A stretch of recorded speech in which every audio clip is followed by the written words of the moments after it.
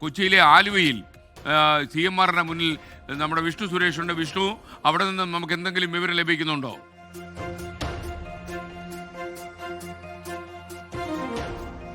ഇതുമായി ബന്ധപ്പെട്ട് കഴിഞ്ഞ ദിവസങ്ങളിലൊക്കെ ഈ CMR ഉന്നയിച്ച ഒരു പ്രധാനപ്പെട്ട കാര്യങ്ങൾ കള്ളപ്പണം വെളുപ്പിക്കൽ നിരോധന നിയമപ്രകാരമുള്ള നടപടികൾ ആരംഭിക്കാനുള്ള കുറ്റകൃത്യങ്ങൾ ഈ കേസിൽ ഇതുവരെ ഇല്ല എന്നാണ് CMR കോടതിയെ അറിയിച്ചത്. ഒപ്പം തന്നെ SFIO അന്വേഷണം നടക്കുന്നുണ്ട്. അതിന്റെ അന്വേഷണ റിപ്പോർട്ട് പൂർണ്ണമായും ഇന്റലിജൻസ് സെറ്റിൽമെന്റ് ബോർഡിന് മുമ്പാകെ വെച്ചിരുന്നു. അതുകൊണ്ട് തന്നെ ED അന്വേഷണം അതിൽ സാധ്യതയില്ല തുടങ്ങിയ കാര്യങ്ങളൊക്കെയാണ് പറഞ്ഞത്. പക്ഷേ ED മുന്നോട്ട് വെക്കുന്നത് മറ്റു ചില വസ്തുതകളാണ്. കമ്പനി നിയമപ്രകാരമുള്ള SFIO അന്വേഷണത്തിൽ നിന്ന് തികച്ചും വ്യത്യസ്തമാണ് കള്ളപ്പണം വെളുപ്പിക്കൽ നിരോധന നിയമപ്രകാരമുള്ള തങ്ങളുടെ അന്വേഷണം എന്ന ED കോടതിയിൽ വാദിച്ചു. ഒപ്പം തന്നെ പൊതുമേഖലാ സ്ഥാപനങ്ങൾക്കും പൊതുജനങ്ങൾക്കുമായി 62% ഓഹരിയുള്ള CMRലെ വ്യാജ ചെലവുകൾ കണക്കിൽ കാണിച്ച് ജനങ്ങളെ വഞ്ചിക്കുകയാണെന്നും ED കോടതിയിൽ പറഞ്ഞു. അതെല്ലാം ചൂണ്ടിക്കാണിച്ചാണ് ED ഇതുമായി ബന്ധപ്പെട്ടുള്ള അന്വേഷണത്തിലേക്ക് പോയിട്ടുള്ളത്.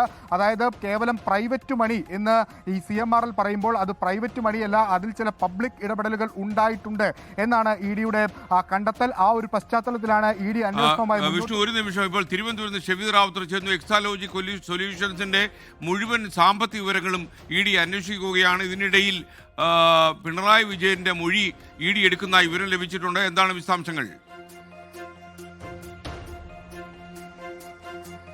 രണ്ട് പ്രധാനപ്പെട്ട കാര്യങ്ങൾ ഈ ബേക്കറി ജംഗ്ഷനിലെ പിണറായി വിജയന്റെ വീട്ടിൽ നടക്കുന്നു എന്നുള്ളതാണ് നമുക്ക് അകത്തുള്ള ED ഉദ്യോഗസ്ഥരിൽ നിന്ന് ലഭിക്കുന്ന വിവരം. അതിൽ ഏറ്റവും പ്രധാനപ്പെട്ടത് എക്സാലോജിക് സൊല്യൂഷൻസുമായി ബന്ധപ്പെട്ട മുഴുവൻ സാമ്പത്തിക വിവരങ്ങളും അത് ഉദ്യോഗസ്ഥരിൽ നടക്കം തേടാനൊരു നീക്കം നടത്തുന്നുണ്ട്. നേരത്തെ നമ്മൾ സൂചിപ്പിച്ചതുപോലെ ശ്രീകാര്യത്തെ ഈ വീണ വിജയനുമായി ബന്ധപ്പെട്ട ഒരു ഉദ്യോഗസ്ഥൻ അവരുടെ കമ്പനിയിലെ മുൻ ഉദ്യോഗസ്ഥനാണ് എന്ന വിവരമാണ് നമുക്ക് ലഭിക്കുന്നത്. അയാളിൽ നിന്ന് സാമ്പത്തിക വിവരങ്ങൾ തേടുന്നതായി വിവരം ലഭിച്ചിരുന്നു. ഇപ്പോൾ വീണ വിജയനോട് എക്സാലോജിക് സൊല്യൂഷൻസിന്റെ അതായത് വിവാദ കമ്പനിയുടെ മുഴുവൻ വിവരങ്ങളും മുഴുവൻ സാമ്പത്തിക ഇടപാടുകളുടെ വിവരങ്ങളും ED തേടുന്നു എന്നുള്ളതാണ് ഏറ്റവും പ്രധാനപ്പെട്ട കാര്യം. മാത്രമല്ല വീണയെ ചോദ്യം ചെയ്യുന്ന നടപടികൾ ഇപ്പോഴും നടക്കുകയാണ്. നേരത്തെ നമ്മൾ സൂചിപ്പിച്ചതുപോലെ സ്കെൻ അത്യന്തം നാടകീയവും രഹസ്യ സ്വഭാവത്തിലുമാണ് ED പരിശോധന കണ്ടക്ട് ചെയ്തത്. രാവിലെ ഏതാണ്ട് 6:10 ബേക്കറി ജംഗ്ഷനിലെ വീട്ടിലേക്ക് ആദ്യം എത്തിയത് കേന്ദ്രസേനയിലെ ഉദ്യോഗസ്ഥരാണ്.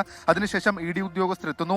റെയ്ഡ് വിവരം പറയുന്നുണ്ട്. പിണറായി വിജയനും വീണ വിജയനും അടക്കമുള്ള ആളുകൾ ഇവിടെ ഉണ്ടായിരുന്നു. അവരോട് റെയ്ഡ് വിവരം കമ്മ്യൂണിക്കേറ്റ് ചെയ്യുന്നു. കൂടാതെ ടെലിഫോൺ അടക്കമുള്ള കാര്യങ്ങളിൽ നിയമസഹായം ഒഴികെയുള്ള മറ്റു കാര്യങ്ങൾക്ക് അനുമതിയില്ല എന്നുള്ള കാര്യം അറിയിക്കുന്നു. അങ്ങനെയാണ് ED പരിശോധന ആരംഭിച്ചത്. പ്രധാനമായും ഈ CMRലുമായി ബന്ധപ്പെട്ട ഇടപാടുകളുടെ രേഖകളെ സംബന്ധിച്ചിട്ടുള്ള വിവരങ്ങളാണ് തേടിയത്. അതായത് ഏതെങ്കിലും തരത്തിലുള്ള രേഖകളുണ്ടോ, നേരത്തെ SFIക്ക് അടക്കം കൊടുത്ത രേഖകളിൽ ഇത് കൃത്യമായി തെളിയിക്കുന്ന അല്ലെങ്കിൽ 1.7 കോടി രൂപയുടെ ഇടപാട് കൃത്യമായി തെളിയിക്കുന്ന ഏതെങ്കിലും വിവരങ്ങൾ കൈമാറിയതായി അടിസ്ഥാനപരമായ ഒരു വിവരം നമുക്ക് ഇതുവരെയും സ്ഥിരീകരിച്ച് ലഭിച്ചിട്ടില്ല. അതുകൊണ്ട് തന്നെ സ്വാഭാവികമാണ് ആ രേഖകൾ വീണ വിജയൻ കൊടുത്തിട്ടുണ്ടോ ഇല്ലയോ എന്നുള്ളതാണ് ഇവിടെ ഉയരുന്ന ചോദ്യം. അത് ED തേടിയിട്ടുണ്ട്. അതിനപ്പുറത്തേക്കാണ് എക്സാലോജിക് സൊല്യൂഷൻസുമായി ബന്ധപ്പെട്ട മുഴുവൻ ഇടപാടുകളും. സാധാരണഗതിയിൽ ഈ PMLA വകുപ്പിൽ കീഴിലേക്ക് വരുമ്പോൾ ഏത് കമ്പനിയാണോ ക്രയവിക്രയം ചെയ്തിട്ടുള്ളത് ആ കമ്പനിയുടെ സാമ്പത്തിക ഇടപാടുകളിൽ പൂർണ്ണമായ